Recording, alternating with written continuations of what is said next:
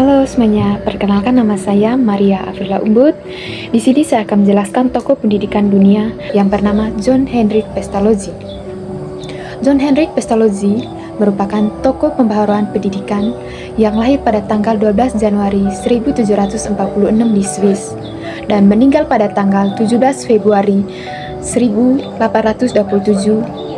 Ayah seorang dokter yang bernama Johann Baptist Pestalozzi yang meninggal pada saat Pestalozzi berumur 6 tahun, dan sejak itu dia diasuh oleh ibunya yang bernama Susuna Hodge. Pada masa kecilnya, Pestalozzi merupakan anak yang tidak begitu tertarik dengan tugas-tugas belajar yang menggunakan metode menghafal. Pada tahap awal perjalanan karirnya, Pestalozzi berkeinginan untuk mengikuti jejak kakeknya yang adalah seorang pendeta Protestan yang melayani jemaat di pedesaan. Keinginan ini berawal ketika Pestalozzi melihat adanya ketidakadilan dan penindasan yang dilakukan oleh para penguasa terhadap rakyat di daerah itu. Pestalozzi prihatin terhadap nasib mereka yang tertindas dan ingin menolong mereka memperoleh pendidikan. Pendidikan yang memadai dianggap sebagai solusi untuk keluar dari penindasan tersebut. Atas dorongan kakeknya, Pestalozzi masuk ke salah satu perguruan tinggi.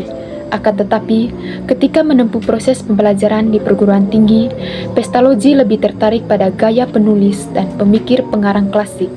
Ia bahkan pernah menerjemahkan karangan bermutu tinggi milik Demosthenes.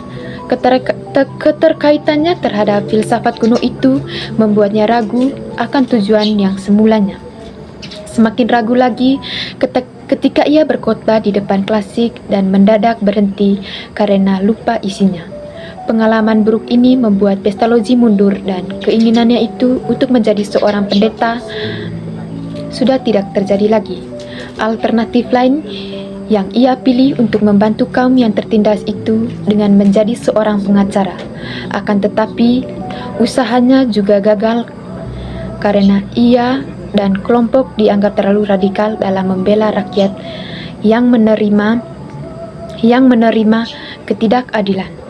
Kegagalan menjadi seorang pendeta dan pengacara ini ditergantikan dengan hadiahnya seorang wanita yang 8 tahun lebih tua darinya, yaitu Anna, wanita yang kemudian menjadi istrinya dan membantu beliau untuk menekankan bagaimana pentingnya pendidikan bagi masyarakat miskin.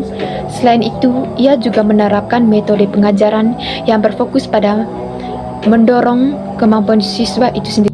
Baik, itulah penjelasan dari saya tentang tokoh pendidikan dunia yang bernama Johann Hendrik Pestalozzi.